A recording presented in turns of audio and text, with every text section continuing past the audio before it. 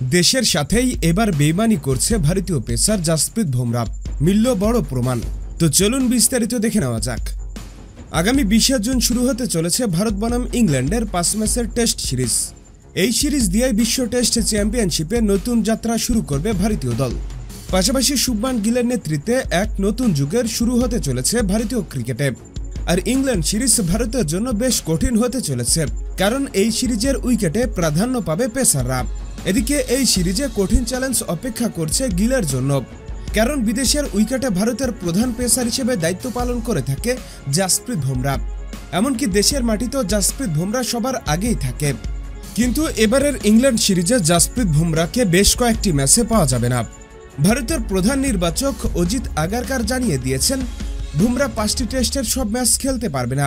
এর ভিতর কয়েকটি ম্যাচ তাকে পাওয়া যাবে, কারণ তিনি পুরোপুরিভাবে ফিট নন। তাই বুমরাহকে কিছু ম্যাচ বিরতি দিয়ে খেলানো হবে।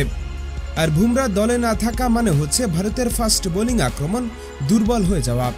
তাই তো অনেক সমর্থকরা বলছে, আইপিএল যখন চলে তখন বুমরাহর ফিটনেস নিয়ে সমস্যা দেখা যায় না, কিন্তু জাতীয় দলের খেলা যখন আসে তখন তিনি বারবার ফিটনেসের অজুহাত দিয়ে খেলা থেকে নিজেকে বিরত রাখেন, যা দেশের ক্রিকেটের সাথে এক প্রকার বেইমানি। হ্যাঁ বন্ধুরা, আপনাদের বলছি, আপনাদের কি মনে হয়, আসলে কি বুমরাহ জাতীয় দলের হয়ে খেলা নিয়ে বারবার অজুহাত দিচ্ছেন? এখনই আপনাদের মতামত আমাদের কমেন্টস বক্সে লিখে জানিয়ে দিন। আর আমাদের ভিডিওটি ভালো লাগলে অবশ্যই লাইক শেয়ার করুন এবং আমাদের চ্যানেলটি সাবস্ক্রাইব করে আমাদের পাশে থাকুন। ভিডিওটি দেখার জন্য আপনাকে অসংখ্য ধন্যবাদ।